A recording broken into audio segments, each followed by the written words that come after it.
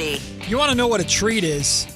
A treat is when you ask Frankie Cartoscelli to come on the show, and one, he shows up on time. Shout out Frankie. Number two is he brings our good friend Chris Watkins with him. That's called a trick. We are That's right. we are truly continuing our trend of stealing everything that Alan used to do in this time slot. That's so right. I guess That's right. Is this he our said no one was going to steal it from him. Is this our first Kings roundtable? Is that what this is? Alan doesn't own it. He doesn't own it. I don't see Brennan here. Well, Brennan was on earlier Is there in the another week. mic, by the way? Or is this it here? There's another one back here. Question. Oh, yeah. Oh, yeah. I think we used to have one over there. Yeah. Okay. Brendan was on earlier in the week. Brendan got his shine. Plus, let's be real. You didn't want just me on today. You wanted Chris or some reinforcements today. So the only reason for this segment, we will talk Kings, but it's to truly introduce the Frankie's Yankee Minute, which is something that I'm very much looking forward to when it comes to baseball season, which is getting closer, Frankie. I know you're excited all the way in your loins. The Yankees are your obsession, your passion, and when you talk about them, it makes me laugh. So we are going to have the Frankie's Yankee Minute periodically when you're stressed out, frustrated, angry, happy, whatever. Talking about the not Yankees. good. I can't wait for this. Frankie, not good for my health first and foremost, and also people that are here, they're not gonna have any sympathy for a Yankees. No, fan. of course not. Exactly. That's the point of it. And your point? But I still feel what I feel. If our viewership might drop to 0, I don't care. It's for me. Yeah, it's therapy for Matt. It's like what you did for the double drive-through. I do Yes. probably every single day at Kings games talking to you guys. Frankie is like no one makes me laugh harder than Frankie because Frankie stresses out about everything and is just doom and gloom about everything. And his delivery Yankees, not everything, Yeah. not everything. Yankees. Did you hear my joke that I made this morning during crosstalk? No. About you? What was it? Okay, I don't know. I forget. It was Patrick Selleck. Is that what his name? Oh, no. Tom Selleck. Tom Selleck, because we were playing celebrity birthdays. With the mustache? Sorry, yeah, we're Chris can't I don't keep know. that I don't know. Patrick Selleck's I don't know his name. Tom Selleck yeah, that's for we were playing celebrity birthdays, and I said, "Isn't that what Frankie?" That's not bad. That's not bad. I like that one. I like that. Celiac, raising awareness. Yeah. Celiac. Talking Yeah. about a mustache. I cannot eat wheat. Wheat does not like wheat and Frank do not mix. I thought that was a joke when you first said that too. No, And it I wasn't. couldn't Joke's tell. on him. And I am a horrible human being because it makes me laugh every time. Yes, and that does people make you are terrible. always asking him about it. You're just at holding Kings bread up in games. front of me at Kings game. Just holding bread up Like a duck or He something. brings like his own. Like you're a vampire? Yes, it has feels a- that way. He has a little plastic bag with little celiac-friendly cookies. They're literally Chips Ahoy. Are they good? Yes, they taste just like Chips Ahoy. They're the same brand. They're just gluten-free, different flour. It's 2026, you guys. Isn't that crazy? That's crazy. I know. Anyway, Leave me alone.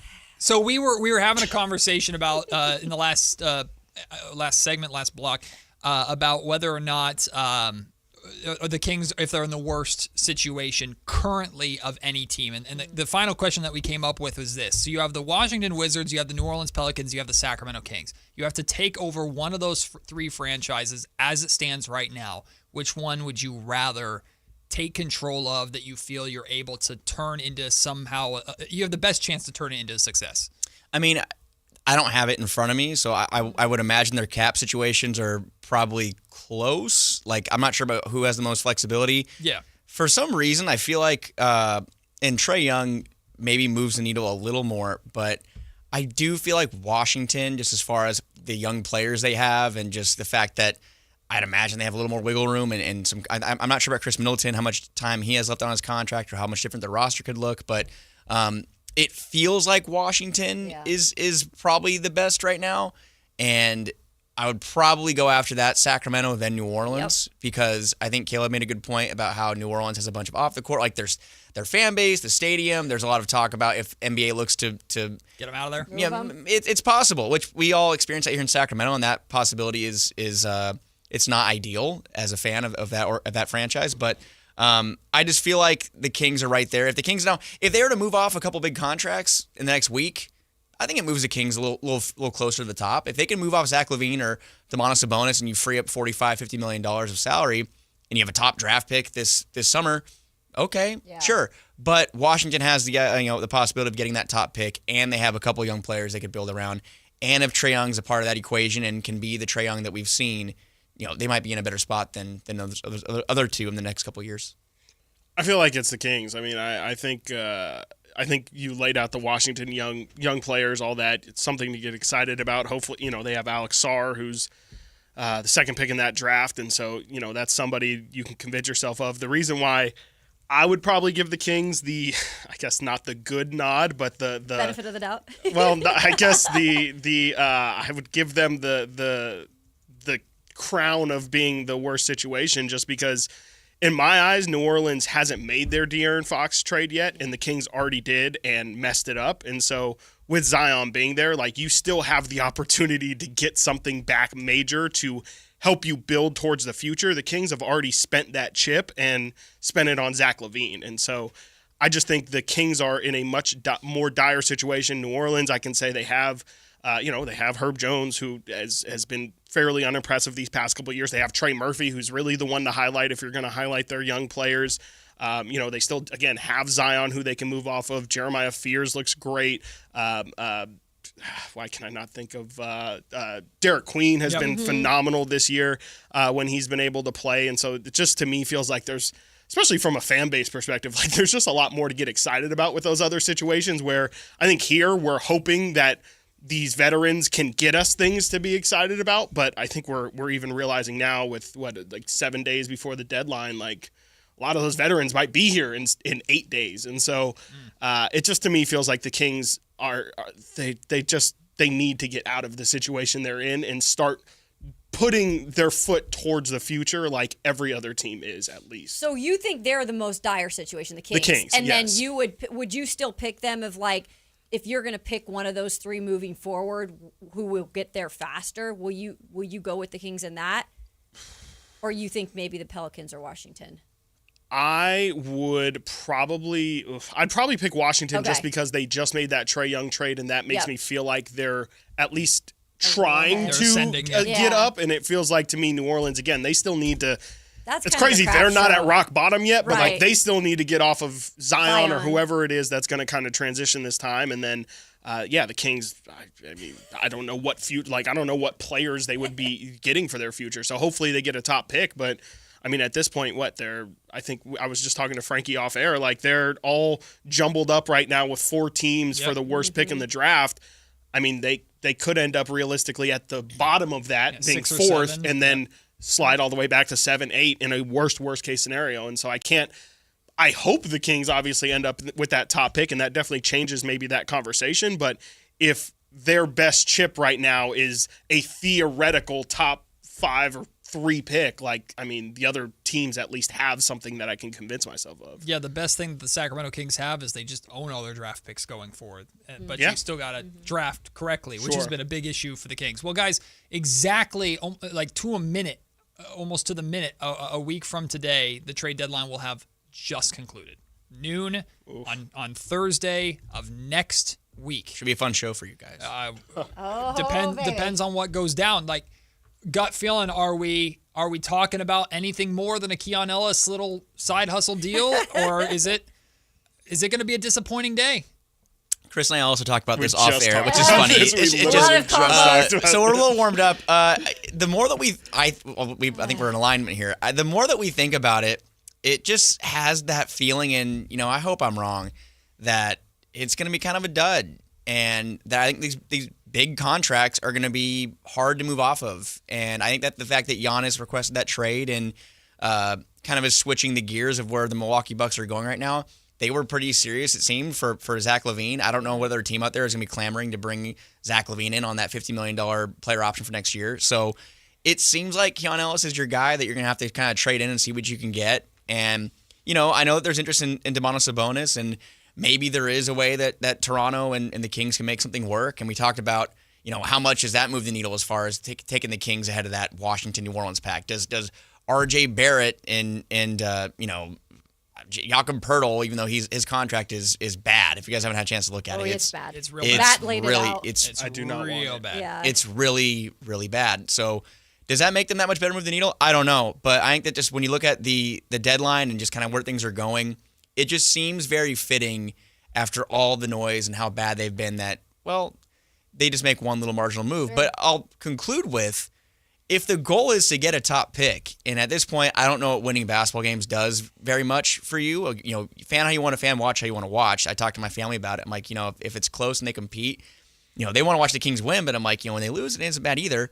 But if the top pick is the priority, maybe Scott Perry looks at this and just goes, "Hey, they're doing great. This is kind of working out. Like, we don't really want to mess. Naturally happening. We don't want to mess this up." So, but no, the real thing is, I think that those contracts are just really hard to move, and there aren't many people out there that are lining up for adding salary like that over age 30 players as well. Yeah, no, I'm nervous. I definitely feel like at this point, I feel like the odds are that they're just gonna, you know, move off of Keon because it's the thing that they know they can get a positive asset for. And, you know, I think they're going to try and have conversations about DeMar. To me, DeMar, like if we're going like order of likelihood, it's probably Keon, DeMar, but there's a pretty big gap in there. And then, you know, maybe like Malik, like I just can't see, like Frankie just laid out, like the Milwaukee situation felt like the Kings' life raft here in terms of getting out of Zach LaVine's contract. Maybe you could say the same about Toronto and Sabonis, and that does seem fairly serious for what it's worth. Like all the right people are talking about it and reporting on it. So it does seem to be legitimate interest, but the Giannis angle of all of this, I think, just makes everybody hold on to their pearls as tightly as possible. And until that move is made, I think the Kings' best hope is if that deal is done, you know, 3 to 4 days before the deadline, I think that gives some teams some time to kind of readjust. But if this Giannis thing is going all the way down to, you know, 7 days from now exactly, like that to me feels like for the Kings the worst case scenario, especially when we've already seen, or it's already been talked about, I guess, that it's difficult to make trades, period, in this new CBA environment. Like, I just think throwing in the Giannis wrinkle just for the time's sake of everything makes everything a little bit clunky. I wanted to get, because Matt and I talk about this a lot on the show, and I feel like we have the same question about DeMar DeRozan, and I'm curious to get your guys' thoughts on this, if it's any different of why there is what seems to be no market for him. I know that it is a tough market in general right now, but why isn't any team really interested in that trade piece? To me, it just kind of feels like the way that the game has changed. And I think DeMar DeRozan, we sit there, we watch him pass people on the all-time scoring list every night. And, you know, I think some people look at it as, you know, SGA is kind of in a similar way. They non-ethical hoops where he's just kind of taking shots and getting to the foul line and drawing free throws. And, you know, I don't know how many teams that kind of need a player like that right now. And I think it kind of goes back to the concerns the Kings had when they first brought in DeMar DeRozan. We were talking about how will the spacing work with Fox and Sabonis and DeMar. I think a lot of us kind of, you know, myself included, kind of thought, well, I mean, he's a proven scorer and can help. Maybe he'll help things kind of move along. And that's not really how it's worked out. The ball kind of does get stagnant. And he can facilitate. I think he's a 4-5 assists per game kind of type of player. But it just doesn't seem like and Chris and I talked about it again. Chris and I were just kind of chatting back there. The Clippers. Before the show. The show Clippers, though. That was the team that's been most, you know, attached to DeMar DeRozan throughout the year so far. Clippers are playing like really 700 basketball, 800 basketball right now. They look like they're the best team in the league as of late, so they don't need him. Nope. Miami, they're kind of, you know, transfixed on Giannis right now. Maybe they go back and say, okay, well, we need something. But does that really move the needle for them? I don't know. It just kind of seems like that he's not someone who can bring you a plus on the defensive side. He's a guy that's going to get you 20 points per game. He's going to get to the free throw line. That's pretty much it. And he's making $24 million this year and has $10 million on the books for next year, unless you pick up the whole thing. So I feel like there might be a team out there come next Thursday that goes, okay, but like we talked about and like you laid out on your podcast with Chris right here, I just asked the question. Maybe attaching Keon is the way that you kind of get some teams to go, okay, sure. And that's contingent on Keon signing an extension. But I just feel like it's the fact that the game has changed and not many people need just a 20-point bucket getter.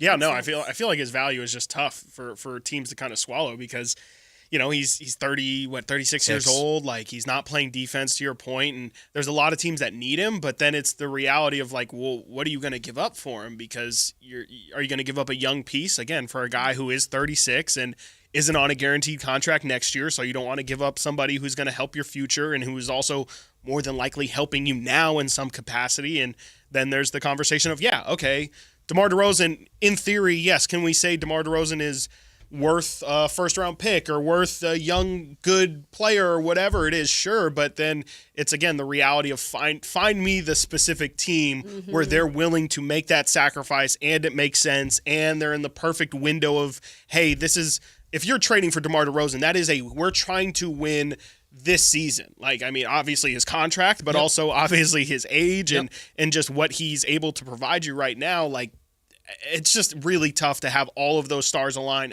and then again bring up the CBA thing. And that's why, again, I would say that Portland Trailblazers thing, the thing me and Frankie were ultimately talking about with that trade, you can argue about the semantics of the specifics of everything, but what do people expect to get for DeMar DeRozan at this point? And isn't like Matisse Thybulle and Robert Williams, there's definitely flaws with those guys, 100%, but it's getting something where you potentially could get nothing for him moving forward, and or I just can't imagine you're going to get any sort of piece that's going to be, wanted right now if they're trading for DeMar DeRozan. It's just a really complex situation. Good points. We are joined by two of our own here on Sactown Sports, Frankie Cartoscelli and Chris Watkins on our digital side of things. And guys, there's a Jekyll and Hyde, it feels like, amongst this fan base, because there's it's better to make no trade than a bad trade, which logically makes a ton of sense. It's not emotional. It's just don't do something stupid just for the sake of doing something. But then there's the other side of the same fan, and I'm talking about myself here, is like, yeah, but you just give me something. Like, give me a reason to care or to hope or to tune in or anything for the rest of the season. And while you're right, you can't expect a massive return for DeMar DeRozan. Well, I know moving on from DeMar or moving on from Levine, even if it's a salary dump, or moving on from any of these guys, bare minimum opens up a rotational spot, gets rid of the log jam, which we've heard way too much, and tells me, okay, there's a green light for Neat Clifford to play 33 to 35 minutes a night for the rest of the season. Like, it gets rid of that problem for Doug Christie. That, at the very least, I think is what this organization is hoping for, is calling for, as we count down to the days till we're putting all our hopes in ping pong balls. I don't know how to tell a Sacramento Kings fan who would be distraught on February 6th after the trade deadline passes and the Kings do nothing, like, don't be angry, don't be upset, because we've got now 2.5 more months of this that you have to sit through, and it could be Russell Westbrook and DeMar DeRozan playing too much, which doesn't give the opportunities to the young guys that we think need to happen. Yeah, I mean, it kind of it might not be a perfect parallel, but like when you said that, it kind of sounded to me like like there's two kind of ways of playing a game. You can either, be a little bit risky and ambitious and say like, hey, I'm playing, like I might as well put my own risk down onto it and have some say in it. And then I think there's a very correct way of doing business, and I'm not going to step outside those lines. And I think that's kind of what you're speaking to, is like, don't make a move for the sake of just making a move. But at the same time, I think it might be worse in this situation to do nothing because of what the ramifications would be. And I think if you're sitting here trying to figure out, we want a first round pick for DeMar, but in reality, this is just going to turn into 2 seconds, and we really don't want that. We just want a first for DeMar. Like, don't spend time trying to nitpick the perfect deal and end up doing nothing. It to me, that would be the much worse thing to do. And so, yeah, I mean, there does definitely reach a point here, in my opinion, where some guys have to get moved. And if it's a bad deal, I didn't love the Saric for Valanciunas trade, but hey, if somebody's got to get off the roster, things have to happen in order for this organization to take steps forward, and they cannot do that as currently constructed. They literally cannot. And looking back at that now, the Valanciunas Saric deal, it kind of the urgency was gone there. But we sat here at this table a year ago, me, you, and Alan and Brendan, saying, okay, they need to capitalize. Well, before the Fox trade and all that stuff kind of went haywire. But in the Alan's cooking up the trade machine in December last year. We're talking about how can they, take advantage of this window. Sabonis is 29, Fox is 27. He has a contract coming up. They need to, make win now moves. Those are the conversations we were having. When they make those moves, like you talked about, the Saric Valanciunas deal, that are making your team significantly worse. We don't even know where Dario Saric is. Is he there? Is he with the team? Is he okay? Forgot. Human briefcase. I mean, he's fine. He's okay. He awake? He's all right.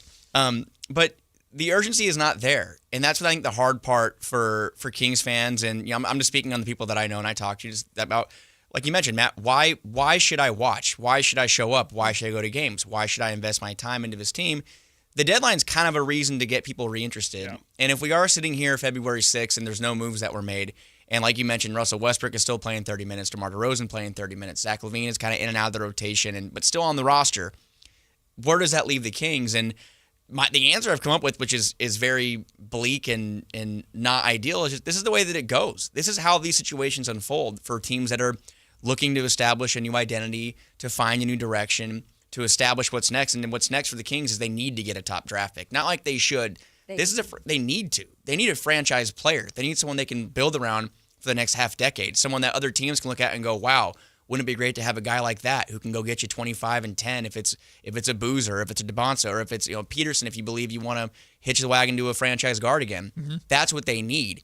And, like you said, and Chris said, I think Scott Perry uses the phrase prudent and opportunistic a lot. Yep. And Monty McNair did the same thing when he was here. And, we've seen the last two GMs that have been in that seat. They're not going to make panic moves. His term was maintain flexibility. Was that Monty? Yeah, Monty always talked about always maintain flexibility. There's always something. So that's kind of like where I've accepted it myself as someone who goes to these games, and I love what I do, and I love watching basketball. Yeah. Like, love it. But we've talked about it as the media as a whole at times saying like, man, like another rebuild, huh? For some of the guys that have been around forever, like Sean and James and Anderson, these guys I'd have to watch it again. We go, man, like, here we go again. And that's kind of what happens. And you have to hope that when the ping pong balls, are revealed on May whatever, that the Kings get a top pick. That's really the only thing you can hope for at this point. Is Doug Christie, he's in a weird spot. Like that, it is what it is, right? And we had a little convo about your mailbag and the question that I believe you remember. Yeah. If this roster is pretty much the same and there's pretty much no moves made, I feel like we're going to be seeing the same situations. We're going to be questioning the same things. So this year is pretty much a wash for Doug Christie in terms of what is he as a coach. So he gets 1 year after that to pretty much decide like if he's the guy. Are we seeing anything from him that can convince us like this can be the dude moving forward, or we have to just wait? I mean, I'll answer the question first. I think the positive in favor of Doug is what we've learned about how much the young guys like him. Yeah, and we know that. And he seems to be fully hitching his wagon now to the developmental phase, that next step, and the guys liking him buys him at least the good grace to keep him around. But that's why I said earlier, I'm curious what you guys think about this. He's the real pressure, I think, is coming next season when hopefully he has a roster that makes maybe a little bit more sense and he has a top pick to develop. If things don't go well that year, not in terms of wins and losses, but in terms of development, I don't think he's getting that team option picked up on his contract. Because it's just weird this year. Like, what? I can't really figure out exactly what to make of it. It is an anomaly for sure. I've never seen anybody in this kind of situation before because you're right. It is, I wouldn't call it a gap year, but it's very clear to me Leap that year whatever happens this year just doesn't really matter. Nope. It's a weird handshake agreement under the table thing. I'm not saying that it actually is, but it just very much, especially in the middle of the season or a couple of under investigation, I guess, if you will, for lack of a better term. Like they're just not looking that way right now. From a schematic standpoint, rotations, there are concerns and there are questions for sure. But like we've talked about, he is a first-year head coach. Mm-hmm. He is someone who's been on a coaching staff for, I think, this is his 5th year, I think, since he got hired. That's a great question. As a whole. I believe it was the 2021-22 season. So this is someone like we talked about before. I think it was on with Matt's Potter or maybe just up here with Alan in the past. Like, there's going to be some growing pains, and for him too. And I think what Scott Perry said, how Doug doesn't deserve, or none of the blame kind of goes to him. He's not making any of these roster decisions. He's dealing with what he has been put in front of him. So I do think this year, like you said, is a leap year. And if the Kings do have a top draft pick, like that, I think is going to be a better way we can kind of evaluate and say, okay, how does he use him? How does he utilize him?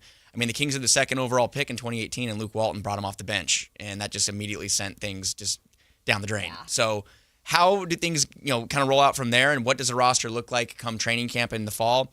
I feel like things will be a lot more in focus then, because Doug, to my knowledge, I think he has 2 more years on his contract, and 1 year is a non-guarantee or a team yeah, option. It's a team option. Team option. Yeah. So next year would be the prove it year. Yeah. And we saw Mike Brown go through one of those a year or so ago. They signed him to an extension and jettisoned him to New York. So we will see what happens. We'll wrap up with this. I'm going to put all three of you into an ultimatum. It's either a quiet trade deadline where it's just a Keon Ellis minor move for like a first-round pick or something, or it's Domantas Sabonis to the Toronto Raptors, but you have to take back – you get R.J. Barrett in the deal. You have to take back Emmanuel Quickley's contract and a first-round pick. So it's nothing or that trade because it feels like that trade is the hope we have for a significant trade at this deadline. So you have to take Quickley's contract.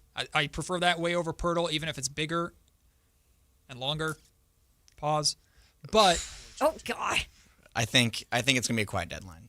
I think it's gonna be a very quiet. Well, what do you want? What do you want? Would you want What do you that? want? What I want to happen? Would you rather? What would you rather? do you have? want? What do you What want? do Would you want? rather? I think if there's a first round pick involved, which that's a hot topic right now, who deserves a first round pick, who doesn't. I think a first round pick being attached in that Raptors trade without Pirtle would be the most ideal scenario. But why would Toronto do that? They obviously want to offload salary if they're going to part with the first round pick too. So because they're getting the best player in the deal. I agree. That they want. But that would be the ideal scenario for me. A Sabonis being traded because the Kings do have two bigs. They have Reno, they have Carbo, they have two bigs they can legitimately, I think, build around. Especially if you're going to draft a forward or a guard with the top pick in next year's draft. Center becomes kind of like, okay, see what you have. So I do think trading, Sabonis even over Levine would probably be the most ideal. I'm doing the deal. I want Ochai Agbaji instead of Emmanuel Quickley, but if I can do that, then I'll take it. All right. Well, thank Sorry, you guys. Domas. Thanks, guys, for joining us on this not Kings Roundtable, Kings Roundtable. We can do it. I'm usually here on Thursdays, so I'm happy to hop in. Well, and we had a comment on the YouTube chat. It's 100% right. Since this digital team of Frankie, Chris, and Brendan has come together, like the digital content from this station has exploded, and it's so awesome to be a part of that too. Thank you. That was comment. from them, not from me. Well, I'm saying thank you to them. I'm not saying thank you to you. No, I hear from you too much. I don't. Chris does everything. Frankie does nothing, except for watch the Yankees and pout. I'll see. Yeah. We appreciate you guys. Thanks, Kyle. We'll be right back talking a little bit of football. Kayla Anderson, Matt George, right here, Sactown Sports. Listen to the #1 sports lineup in Sacramento.